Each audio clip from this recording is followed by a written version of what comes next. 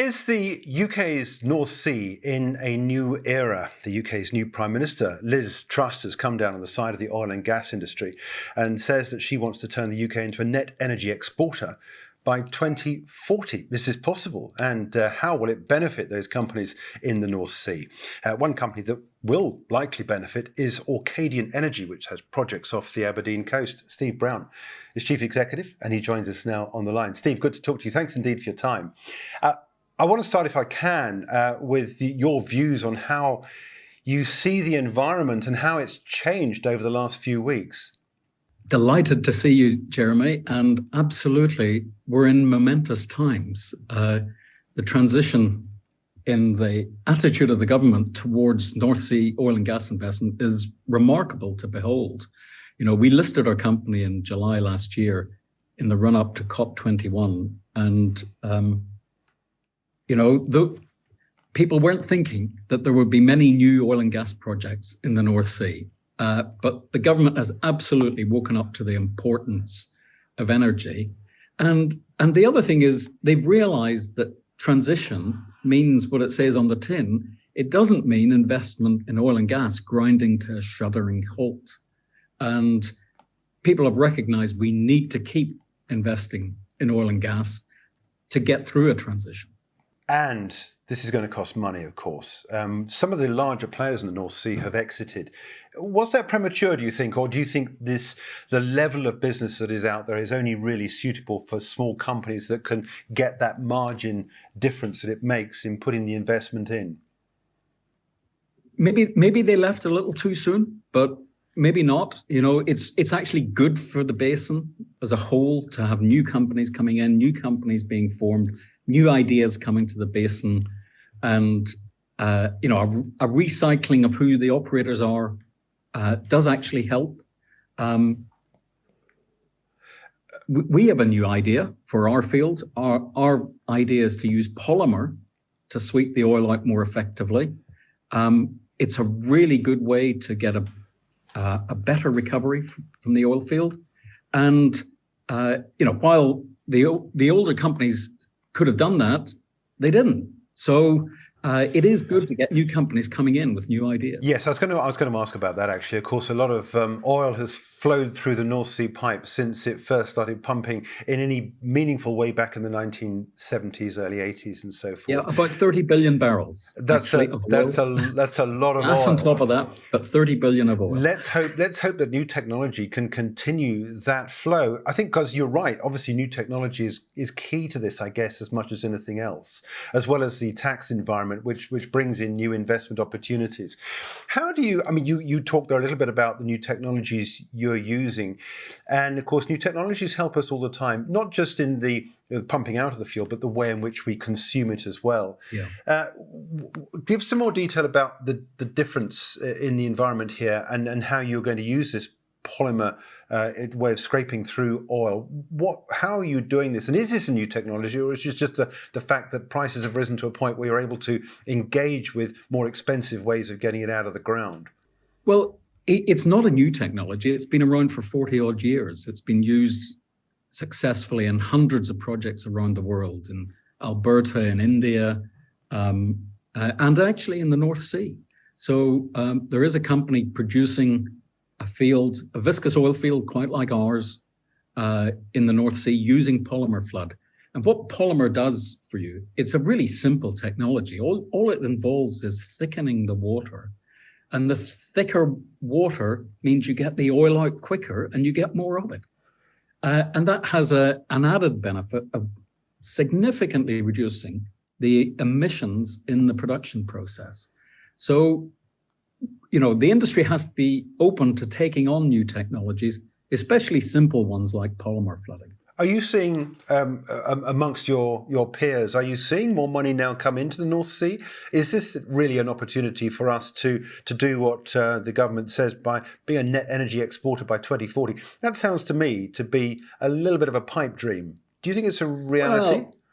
Well, I think it's possible. It takes two things. It takes a massive investment in floating offshore wind, and that will generate lots of energy, maybe not always when you need it. So you need to think that piece through. but it'll also take a revitalization of North Sea oil and gas production. And actually, we have more scope to do that with oil than we have gas. There's more reserves of oil than there are of gas.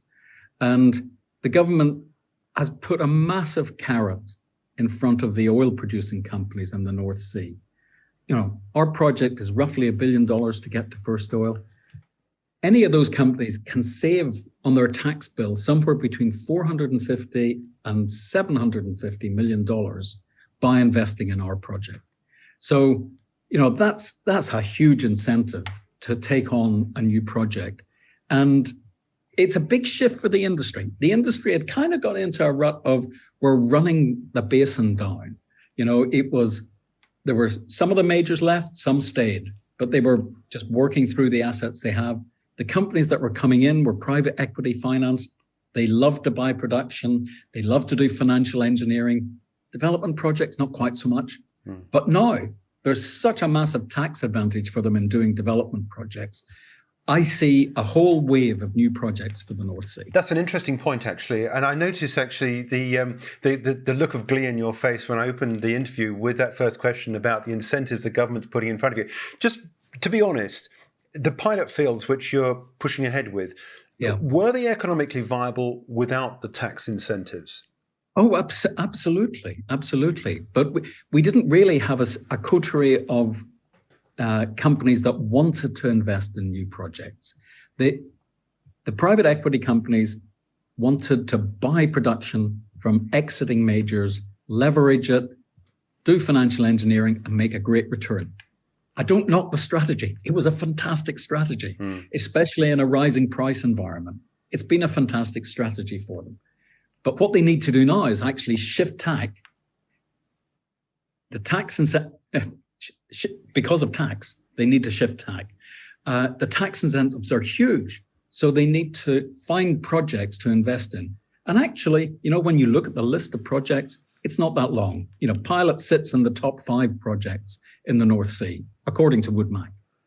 Do you see that potentially changing? Do you see now more companies coming in, more exploration, and potentially more oil being established? Is there the scope, do you think, for more oil still to come on that we don't know about?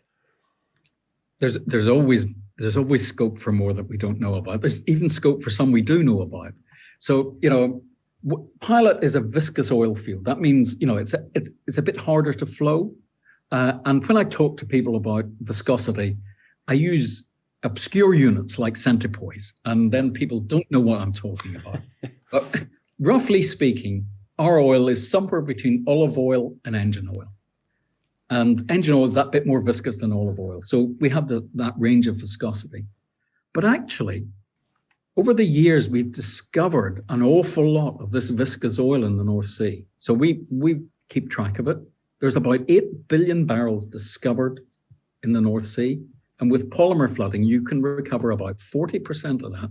So that's over 3 billion barrels extra to come, which is actually almost as much as we expect to get from the existing fields that are out there producing now. Yeah. So there are, that's an example of how technology can help us increase the pie. I've got your website open in front of me now, where you've detailed where your projects are, what they are, and so forth, the names. Just quickly run through what you've got, where you are, and what you need to do in order to try and do your part in meeting that energy goal for the new government.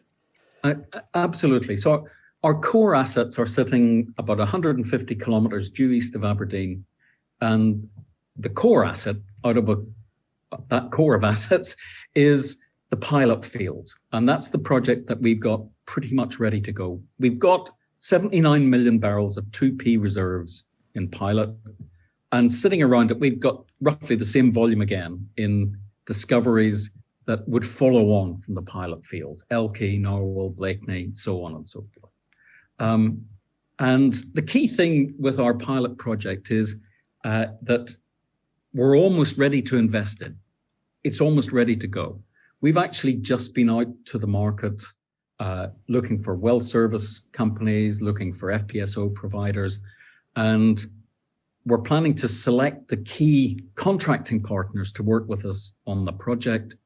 And when we do that, we're going to go into what I call a project simplification exercise to absolutely optimize the project so that we can make it 100% ready to invest in whenever one of the other players in the North Sea wants to invest in a project. When we interviewed you 6 or 7 months ago, you were saying then you were aiming for a clean and green oil production. One of the other things we haven't spoken about yet is the fact that in this new era, we have a new set of rules, don't we, in mining and in drilling, all the commodity space, in order to comply with the ESG strategy. Look, let's face it, we all need to see. And this is an extra layer of, I won't say complication on your work, but you obviously have to take into account the new ways of working. Does this change things very much for the North Sea? Well, yes. People have to think about the emissions that are going to be involved in their production process. And the best time to think about how to optimize those emissions is before you've built anything. So we actually went through an exercise last year, and we continued working on it to drive down the emissions as low as we possibly could. So one of the key elements in that is using polymer. So if you're trying to produce a viscous oil with a water flood, you have to cycle many pore volumes of water around the reservoir many times to get a decent recovery factor. With polymer, it's much fewer pore volumes of water. That roughly halves emissions per barrel. We've then optimized process heat management and other power generation systems and halved emissions again. And then we've included a floating wind turbine in our plan and halved emissions again. So we expect our emissions per barrel to be around about 2.6 kilograms of CO2 per barrel. And the North Sea average is 20. So any operator that's sitting out there with emissions of 20 or 30 or 40 or even 50 kilograms of CO2 per barrel, by farming into our project, they can average down their emissions really substantially. And we think it's a key element of our development plan that will be attractive to other companies. Let's talk a little bit about your share price. I know, again, going back to our last interview, we did discuss this. So bring up a share price chart, which you know very well. We've seen from the recent lows that we saw at the back end of July, where we were sub 30 pence. Here we are now at 36. Clearly, there's been a lot of interest in your business and others in the North Sea. How much further up is there to go to meet what you would regard as a fair value for the business, bearing in mind what you've been talking about, where you are geographically as well as in terms of progress and the outlook for drilling successfully for oil to flow back into this new oil strategy? That's a really good question, and I'd thought about it before you asked it to me. So that's even better. I don't know if you noticed, Rehobold announced that the Victory gas field is being sold to a major it's in the west of Shetland area, and they're selling that for $1.40 for the 2C resources in Victory, $1.40 per barrel. We actually have 156 million barrels of 2P and 2C resources. And if someone paid us $1.40 a barrel, that would be 8 times our market cap. Right. That puts it into some sort of context for us, and so clearly, again, going back to the share price, you clearly think there's a discount. There's some running room. Yeah, exactly. There's some running room. Okay, let me just quickly end up with the sort of normal question as to how we get to where you want to be in the time scale you want to be in at, and what you have to do. What should we be looking out for to check you're on target? Well, pretty soon we'll be coming out with some announcements around our market engagement exercise with FPSO contractors and well service contractors. And also we're gearing up for the 33rd round. So that's one of the things that will be announced. I believe it will be announced next week after the Queen's funeral. And we've got some ideas around our core assets. We plan to build on our existing partnerships. And actually, we've got some new ideas. but we're going to keep those to ourselves for now. Well, we look forward to hearing more about those. Maybe get you back on, Steve, to talk about them when we know more about what it is you're trying to do. But in the meantime, thank you so much indeed for updating us on Orcadian and also government policy. Jolly good. Very nice to talk to you, Jeremy. Steve, that's great. Steve Brown, he's the Chief Executive of Orcadian Energy. For more videos from us here at IGTV, join us on Twitter at IGCom, Instagram, and subscribe to our YouTube channel.